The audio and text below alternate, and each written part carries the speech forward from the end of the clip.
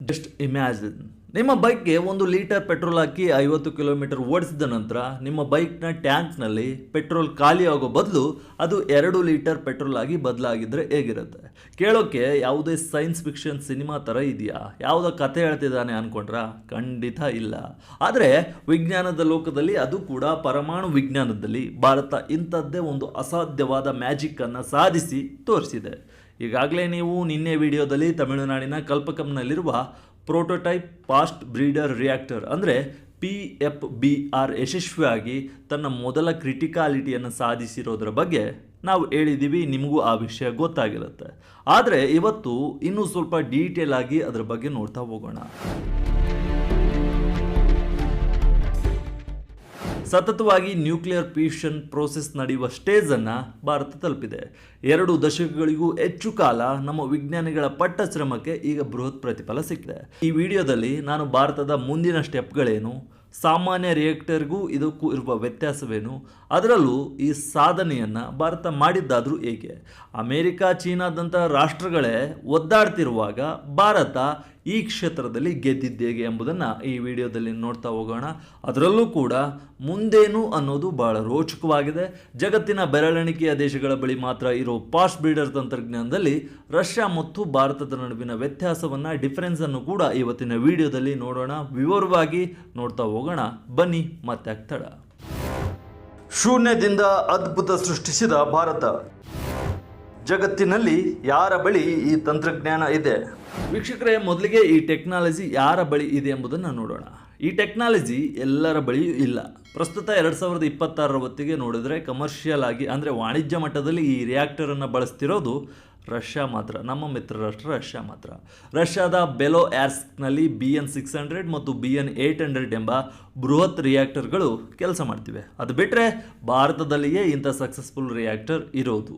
China ಇನ್ನೂ experiment ಮಾಡ್ತಾನೆ ಇದೆ, ಆದರೆ ಸಕ್ಸಸ್ ಆಗಿಲ್ಲ. ಹಾಗಾದರೆ ರಷ್ಯಾ ಮತ್ತು ಭಾರತದ ನಡುವಿನ ವ್ಯತ್ಯಾಸವೇನು? ರಷ್ಯಾ ಕೇವಲ ವಿದ್ಯುತ್ ಉತ್ಪಾದನೆ ಮತ್ತು ವಾಣಿಜ್ಯ ಉದ್ದೇಶಕ್ಕಾಗಿ ಈ ಬ್ರೀಡರ್ ರಿಯಾಕ್ಟರನ್ನು ಬಳಸ್ತಿದೆ, ಯೂಸ್ ಮಾಡ್ಕೋತಿದೆ. BN800 ಪ್ರಪಂಚದ ಏಕೈಕ ಕಮರ್ಷಿಯಲ್ ಬ್ರೀಡರ್ ರಿಯಾಕ್ಟರ್ ಆಗಿದೆ. ಹೀಗಾಗಿ ಕಮರ್ಷಿಯಲ್ ರೇಸ್ನಲ್ಲಿ ರಷ್ಯಾ ಗೆದ್ದಿದೆ ಅಂತ ನಾವು ಕ್ಲಿಯರ್ ಆಗಿ ಹೇಳ್ಬೋದು. ಆದರೆ ಭಾರತದ ಟಾರ್ಗೆಟ್ ಕೇವಲ ಕರೆಂಟ್ ಉತ್ಪಾದನೆ ಮಾಡೋದಲ್ಲ. ಭಾರತದ ಟಾರ್ಗೆಟ್ ಇರೋದು ತನ್ನ 3 ಸ್ಟೇಜ್ ನ್ಯೂಕ್ಲಿಯರ್ ಪ್ರೋಗ್ರಾಮನ್ನು ಸಕ್ಸಸ್ ಮಾಡೋದ್ರಲ್ಲಿ. ಕಲ್ಪಕಂನ 500 ಮೆಗಾವ್ಯಾಟ್ PFBR ಕೇವಲ ಒಂದು ರಿಯಾಕ್ಟರ್ ಅಲ್ಲ, ಇದು ಭಾರತದ ಭವಿಷ್ಯದ ಥೋರಿಯಂ ರಿಯಾಕ್ಟರ್ಗಳಿಗೆ ಇಂಧನ ಒದಗಿಸುವ ಬುನಾದಿ ಆಗಲಿದೆ. ಆ ನಿಟ್ಟಿನಲ್ಲಿ ನೋಡಿದರೆ ತನ್ನದೇ ಆದ ದೇಶಿ ತಂತ್ರಜ್ಞಾನ ಮತ್ತು ಥೋರಿಯಂ ಬಳಕೆಯ ರೇಸ್ನಲ್ಲಿ ಭಾರತವೇ ನಿಜವಾದ ಚಾಂಪಿಯನ್ ಅಂತ ನಾವು ಕ್ಲಿಯರ್ ಆಗಿ ಘಂಟಾಘೋಷವಾಗಿ ಹೇಳ್ಬೋದು. ಅಮೆರಿಕ ಚೀನಾ ಸೋತ ಜಾಗದಲ್ಲಿ ಗೆದ್ದಿದ್ದೇಗೆ? ವೀಕ್ಷಕರೇ, ಇಲ್ಲಿ ನಿಮಗೊಂದು ಪ್ರಶ್ನೆ ಕಾಡ್ಬೋದು. ಅಮೆರಿಕ, ಫ್ರಾನ್ಸ್, ಬ್ರಿಟನ್ ಮತ್ತು ಜಪಾನ್ ನಂತಹ ಬಲಿಷ್ಠ ದೇಶಗಳು ಈ ಫಾಸ್ಟ್ ಬ್ರೀಡರ್ ಪ್ರಾಜೆಕ್ಟ್ಗೆ ಕೈ ಹಾಕಿ ನಂತರ ಅದನ್ನು ಅಲ್ಲೇ ಅರ್ಧಕ್ಕೆ ನಿಲ್ಲಿಸಿ ಆ ರಿಯಾಕ್ಟರ್ಗಳನ್ನೇ ಮುಚ್ಚಿ ಹಾಕಿದಾಗ ಭಾರತ ಮಾತ್ರ ಹೇಗೆ ಇದರಲ್ಲಿ ಸಕ್ಸಸ್ ಆಯಿತು ಅಂತ. ರಿಯಲ್ ವಿಚಾರ ಏನಪ್ಪ ಅಂದರೆ, ಈ ರಿಯಾಕ್ಟರ್ಗಳಲ್ಲಿ ದ್ರವ ರೂಪದ ಸೋಡಿಯಮನ್ನು ನಿಭಾಯಿಸೋದು ಅತ್ಯಂತ ಕಾಂಪ್ಲೆಕ್ಸ್ ಕೆಲಸ. ಹೀಗಾಗಿ ಆ ಬಲಿಷ್ಠ ದೇಶಗಳು ರಿಸ್ಕ್ ಬೇಡ ಅಂತ ಆ ಪ್ರಾಜೆಕ್ಟ್ಗಳನ್ನು ಮೂಲೆ ಗುಂಪು ಮಾಡಿದ್ವು. ಜೊತೆಗೆ ಅವರಿಗೆ ಸಾಮಾನ್ಯ ರಿಯಾಕ್ಟರ್ಗಳಿಗೆ ಬೇಕಾದಷ್ಟು ಯುರೇನಿಯಂ ಸುಲಭವಾಗಿ ಈಸಿಯಾಗಿ ಸಿಗ್ತಿತ್ತು, ಅವೈಲೇಬಲ್ ಇದೆ. ಆದರೆ ಭಾರತದ ಕತೆ ಆಗಿಲ್ಲ. ನಮ್ಮಲ್ಲಿ ಯುರೇನಿಯಂ ಕೊರತೆ ಇದೆ, ಆದರೆ ವಿಶ್ವದಲ್ಲೇ ಅತಿ ಹೆಚ್ಚು ಥೋರಿಯಂ ನಿಕ್ಷೇಪಗಳು ನಮ್ಮಲ್ಲಿವೆ. ಈ ಥೋರಿಯಮನ್ನು ಬಳಸಬೇಕಾದ್ರೆ ನಮಗೆ ಈ ಫಾಸ್ಟ್ ಬ್ರೀಡರ್ ರಿಯಾಕ್ಟರ್ಗಳೆಂಬ ಬ್ರಿಡ್ಜ್ಗಳು ಬೇಕೇ ಬೇಕಿತ್ತು. ಪಾಶ್ಚಿಮಾತ್ಯ ದೇಶಗಳಿಗೆ ಈ ತಂತ್ರಜ್ಞಾನ ಕೇವಲ ಒಂದು ಚಾಯ್ಸ್ ಆಗಿದ್ದರೆ, ಭಾರತಕ್ಕೆ ಇದು ತನ್ನ ಭವಿಷ್ಯದ ಇಂಧನ ಭದ್ರತೆಯ ಅನಿವಾರ್ಯತೆ, ನೆಸೆಸಿಟಿ ಆಗಿತ್ತು. ಇದೇ ಕಾರಣಕ್ಕೆ ಬೇರೆ ದೇಶಗಳು ಕಷ್ಟ ಅಂತ ಕೈ ಚೆಲ್ಲಿ ಕೂತಾಗ ನಮ್ಮ ವಿಜ್ಞಾನಿಗಳು ಛಲ ಬಿಡದೆ ಸತತ 2 ದಶಕಗಳ ಕಾಲ ಹಗಲಿರುಳು ಶ್ರಮಿಸಿ ಈ ಸಂಕೀರ್ಣವಾದ ಕಾಂಪ್ಲೆಕ್ಸ್ ಆದ ಸೋಡಿಯಂ ತಂತ್ರಜ್ಞಾನವನ್ನು ಕರಗತ ಮಾಡಿಕೊಂಡಿದ್ದಾರೆ. ಇವತ್ತು ಅಮೆರಿಕ, ಫ್ರಾನ್ಸ್ನಂತಹ ದೇಶಗಳು ಕೂಡ ನಮ್ಮ ವಿಜ್ಞಾನಿಗಳ ಈ ಡೆಡಿಕೇಶನ್ ಮತ್ತು ಕಲ್ಪಕಂನ ಐತಿಹಾಸಿಕ ಸಕ್ಸಸ್ಸನ್ನು ನೋಡಿ ಬೆರಗಾಗಿವೆ. 20 ವರ್ಷಗಳ ಶ್ರಮಕ್ಕೆ ಸಿಕ್ಕ ಪ್ರತಿಫಲ. ಓಕೆ, ಈಗ ಭಾರತದ ಜರ್ನಿ ಕಡೆ ಬರೋಣ. ಈ 20 ವರ್ಷಗಳ ಸುದೀರ್ಘ ಪ್ರಯಾಣವನ್ನು ಕೆಲವರು ತಡವಾಯಿತು ಅಂತ ಟೀಕಿಸ್ತಿದ್ದಾರೆ, ಟೀಕಿಸಬಹುದು. ಆದರೆ ಭಾರತದ ಪರಮಾಣು ವಿಜ್ಞಾನಿಗಳು ಇದನ್ನು ಅನಿವಾರ್ಯವಾದ ಕಲಿಕೆಯ ಹಂತ ಅಂತ ಹೇಳಿದ್ದಾರೆ. ಯಾಕಂದರೆ ಇದು ನೆಸೆಸಿಟಿ ಲರ್ನಿಂಗ್ ಸ್ಟೇಜ್ ಅಂತ ಅವ್ರು ಕರೀತಾರೆ. ದ್ರವ ರೂಪದ ಸೋಡಿಯಮನ್ನು ಅತಿ ಹೆಚ್ಚಿನ ತಾಪಮಾನದಲ್ಲಿ ಹ್ಯಾಂಡಲ್ ಮಾಡೋದು ಅಷ್ಟು ಸುಲಭದ ಮಾತೇ ಅಲ್ಲ. ಸೋಡಿಯಂ ಗಾಳಿ ಅಥವಾ ನೀರಿನ ಸಂಪರ್ಕಕ್ಕೆ ಬಂದರೆ ಸಾಕು, ಅದು ಬೆಂಕಿಯಾಗಿ ಧಗಧಗನೆ ಉರಿಯುತ್ತೆ. ಇಂತಹ ಅಪಾಯಕಾರಿ ವಾತಾವರಣದಲ್ಲಿ ರಿಯಾಕ್ಟರ್ನ ನಿಯಂತ್ರಿಸಲು ಬೇಕಾದ ಸೆನ್ಸಾರ್ಗಳು, ಕಂಟ್ರೋಲ್ ಸಿಸ್ಟಮ್ಗಳು ಮತ್ತು ವಿಶಿಷ್ಟವಾದ ಲೋಹಗಳ ಅವಶ್ಯಕತೆ ನಮಗಿತ್ತು. ಇವುಗಳನ್ನು ಭಾರತದಲ್ಲಿ ಮೊದಲ ಬಾರಿಗೆ ಬೃಹತ್ ಪ್ರಮಾಣದಲ್ಲಿ ಡಿಸೈನನ್ನು ಮಾಡಲಾಗಿದೆ. ನಮಗೆ ಬೇರೆ ಯಾವುದೇ ದೇಶಗಳು ಈ ತಾಂತ್ರಿಕ ಡೇಟಾವನ್ನು ನೀಡಿಲ್ಲ, ಟೆಕ್ನಿಕಲ್ ಡೇಟಾವನ್ನು ನೀಡಿಲ್ಲ. ಯಾಕಂದರೆ ಅಂತಹ ಡೇಟಾ ಜಗತ್ತಲ್ಲೇ ಇರಲಿಲ್ಲ. ಹೀಗಾಗಿ ಪ್ರತಿ ಸ್ಟೇಜಲ್ಲೂ ಸ್ವತಃ ಪ್ರಯೋಗಗಳನ್ನು ಮಾಡಿ ದತ್ತಾಂಶಗಳನ್ನು ಸಂಗ್ರಹಿಸಿ ಅದರಿಂದ ಕಲಿತು ಮುಂದುವರಿಯುವ ಅನಿವಾರ್ಯತೆ ನಮಗಿತ್ತು. ಇದು ಕೇವಲ ರಿಯಾಕ್ಟರ್ ನಿರ್ಮಾಣವಾಗಿರಲಿಲ್ಲ, ಇದು ಭಾರತದ ಮಣ್ಣಲ್ಲೇ ಹುಟ್ಟಿದ ಜಗತ್ತಿನ ಬೇರೆಲ್ಲೂ ಸಿಗದ ಅದ್ಭುತ ಟೆಕ್ನಾಲಜಿಯಾಗಿತ್ತು. ಇದನ್ನು ಭಾರತ ಶೂನ್ಯದಿಂದ ಸಾಧಿಸಿ ಇಡೀ ವಿಶ್ವಕ್ಕೆ ತೋರಿಸಿದೆ.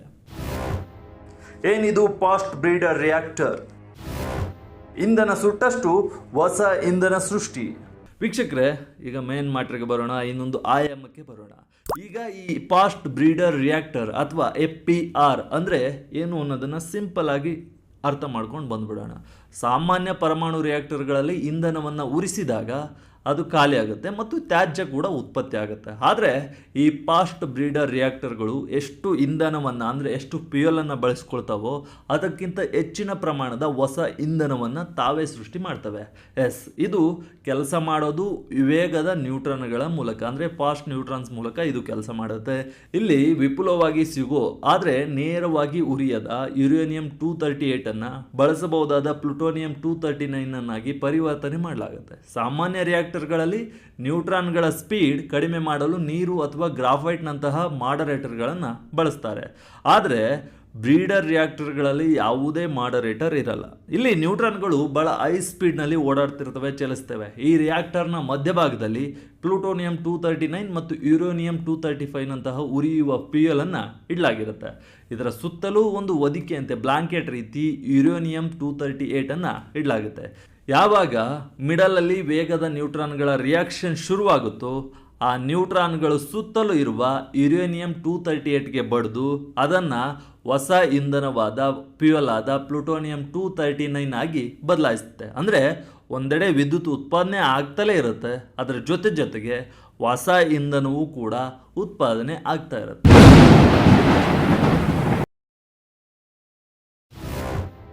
ಸಾಮಾನ್ಯ ರಿಯಾಕ್ಟರ್ಗೂ ಇದಕ್ಕೂ ಏನು ವ್ಯತ್ಯಾಸ?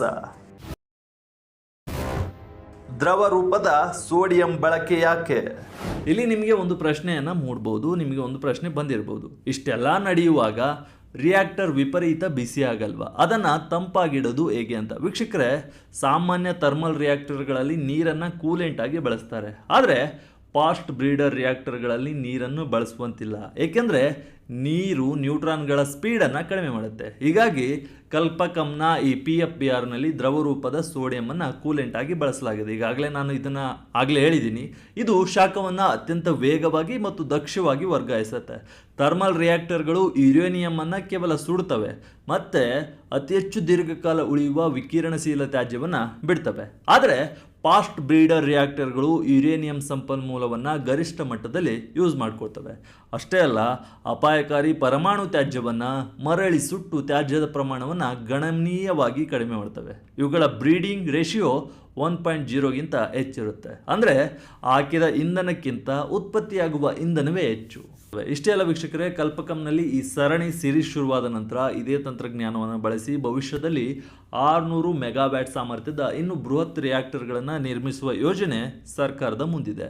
ಈ PFBRನಿಂದ ಸಿಗುವ ಸೇಫ್ಟಿ ಮತ್ತು ಆಪರೇಷನಲ್ ಡೇಟಾವನ್ನು ಇಟ್ಕೊಂಡು ಹೈ ಬ್ರೀಡಿಂಗ್ ರೇಷಿಯೋ ಇರುವ ಇನ್ನೂ ಹೆಚ್ಚು ಇಂಧನ ಉತ್ಪಾದಿಸುವ ರಿಯಾಕ್ಟರ್ಗಳನ್ನು ಭಾರತ ನಿರ್ಮಿಸಲಿದೆ. ಹೊಸ ತಾಣಗಳ ಹುಡುಕಾಟದಲ್ಲಿ ಭಾರತ. ಥೋರಿಯಂ ಇಂಧನ ಕನಸಿಗೆ ಮುನ್ನುಡಿ. ವೀಕ್ಷಕರೇ, ಕಲ್ಪಕಂ ಕೇವಲ ಒಂದು ಟೆಸ್ಟಿಂಗ್ ಮತ್ತು ಲರ್ನಿಂಗ್ ಹಬ್ ಆಗಲಿದೆ. 2030 ನಂತರ ಭಾರತದಾದ್ಯಂತ ಫಾಸ್ಟ್ ಬ್ರೀಡರ್ ರಿಯಾಕ್ಟರ್ಗಳ ಒಂದು ದೊಡ್ಡ ಜಾಲವನ್ನೇ ಸೃಷ್ಟಿಸುವ ಪ್ಲಾನ್ ಸರ್ಕಾರಕ್ಕೆ ಇದೆ. ಸರ್ಕಾರದ ಮೂಲಗಳ ಪ್ರಕಾರ ಕಲ್ಪಕಂನಲ್ಲಿ ರಿಯಾಕ್ಟರ್ಗಳು ಸಕ್ಸಸ್ ಆದ ಬಳಿಕ ದೇಶದ ಬೇರೆ ಬೇರೆ ಕಡೆಗಳಲ್ಲಿ ನಿರ್ದಿಷ್ಟವಾಗಿ ಕರಾವಳಿ ಪ್ರದೇಶಗಳಲ್ಲಿ ಒಟ್ಟು 4 ನ್ಯೂ ಬಿಗ್ FBRಗಳನ್ನು ನಿರ್ಮಿಸಲಾಗುವುದು. ಈ ಸ್ಥಳಗಳು ಯಾವುವು ಅನ್ನೋದು ಭದ್ರತಾ ಕಾರಣಗಳಿಗಾಗಿ ಇನ್ನೂ ಅಧಿಕೃತವಾಗಿ ಘೋಷಣೆ ಮಾಡಿಲ್ಲ, ಮುಂದೆ ಘೋಷಣೆ ಮಾಡ್ತಾರೆ. ಆದರೆ ದೊಡ್ಡ ಪ್ರಮಾಣದ ಕೂಲಿಂಗಾಗಿ ಸಮುದ್ರದ ನೀರು ಬೇಕಾಗಿರೋದ್ರಿಂದ ಮತ್ತು ಹಾಲಿ ಇರುವ ರಿಯಾಕ್ಟರ್ಗಳ ಸಮೀಪದಲ್ಲೇ ಇವು ಬರಲಿವೆ. ಅಷ್ಟಕ್ಕೂ ಇಷ್ಟೊಂದು ಬ್ರೀಡರ್ ರಿಯಾಕ್ಟರ್ಗಳನ್ನು ನಿರ್ಮಿಸಿ ಭಾರತ ಏನು ಸಾಧಿಸಲು ಹೊರಟಿದೆ ಅಂತ ನೀವು ಕೇಳ್ತೀರಿ. ಇದರ ಹಿಂದಿನ ಅಸಲಿ ಕಾರಣ ನಮ್ಮದೇ ಆದ ಥೋರಿಯಂ. ಭಾರತದಲ್ಲಿ ಯುರೇನಿಯಂ ನಿಕ್ಷೇಪಗಳು ತುಂಬ ಕಡಿಮೆ ಅಂದರೆ ಕಡಿಮೆ ಇವೆ. ಅದಕ್ಕಾಗಿ ನಾವು ಅದನ್ನು ವಿದೇಶಗಳಿಂದ ಆಮದು ಮಾಡ್ಕೊಳ್ತಿದ್ದೀವಿ. ಆದರೆ ದಕ್ಷಿಣ ಭಾರತದ ಕರಾವಳಿಯ ಮರಳಿನಲ್ಲಿ ಪ್ರಪಂಚದಲ್ಲೇ ಅತಿ ಹೆಚ್ಚು ಥೋರಿಯಂ ನಿಕ್ಷೇಪವಿದೆ. ಆದರೆ ಥೋರಿಯಮ್ಮನ್ನು ನೇರವಾಗಿ ಉರಿಸಲು ಸಾಧ್ಯವಿಲ್ಲ, ದಹಿಸಲು ಸಾಧ್ಯವಿಲ್ಲ. ಹೀಗಾಗಿ ಈ ಫಾಸ್ಟ್ ಬ್ರೀಡರ್ ರಿಯಾಕ್ಟರ್ಗಳ ಸುತ್ತ ಥೋರಿಯಮ್ಮನ್ನು ಇಟ್ಟು ಅದನ್ನು ಯುರೇನಿಯಂ 233 ಆಗಿ ಪರಿವರ್ತನೆ ಮಾಡಲಾಗುತ್ತೆ, ಕನ್ವರ್ಟ್ ಮಾಡಲಾಗುತ್ತೆ. ಈ ಯುರೇನಿಯಂ 233 ಅನ್ನು ತೆಗೆದುಕೊಂಡು ಹೋಗಿ ನಮ್ಮ 3ನೇ ಹಂತದ ಥೋರಿಯಂ ರಿಯಾಕ್ಟರ್ಗಳಲ್ಲಿ ಹಾಕಿ 106 ವರ್ಷಗಳ ಕಾಲ ಇಡೀ ಭಾರತಕ್ಕೆ ಬೇಕಾಗುವಷ್ಟು ವಿದ್ಯುತ್ತನ್ನು ಉತ್ಪಾದಿಸುವ ಬೃಹತ್ ಕನಸು ಭಾರತದ್ದಾಗಿದೆ. ಹೀಗೆ ಇದೇ ರೀತಿ ವಿದ್ಯುತ್ತನ್ನು ಉತ್ಪಾದಿಸಿದರೆ ಸುಮಾರು 400 ವರ್ಷಗಳ ಕಾಲ ಭಾರತಕ್ಕೆ ಕರೆಂಟ್ನ ಕೊರತೆ ಇರಲ್ಲ ಅಂತ ಹೇಳಲಾಗ್ತದೆ.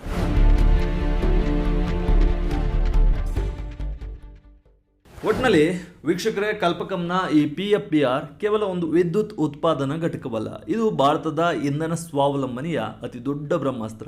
ರಷ್ಯಾ ಈಗಾಗಲೇ ಕಮರ್ಷಿಯಲ್ ರಿಯಾಕ್ಟರ್ಗಳಲ್ಲಿ ಮುಂದಿರಬಹುದು, ಆದರೆ ಭಾರತ ತನ್ನ 3 ಸ್ಟೇಜ್ ನ್ಯೂಕ್ಲಿಯರ್ ಪ್ರೋಗ್ರಾಂನ ಮೂಲಕ ಭವಿಷ್ಯದ ಇಂಧನ ಭದ್ರತೆಯ ದಿಕ್ಕಿನಲ್ಲಿ ಇಟ್ಟಿರೋ ಈ ಸ್ಟೆಪ್ ಇಡೀ ಜಗತ್ತನ್ನೇ ನಿಬ್ಬೆರಗಾಗಿಸಿರುವುದು ಸುಳ್ಳಲ್ಲ.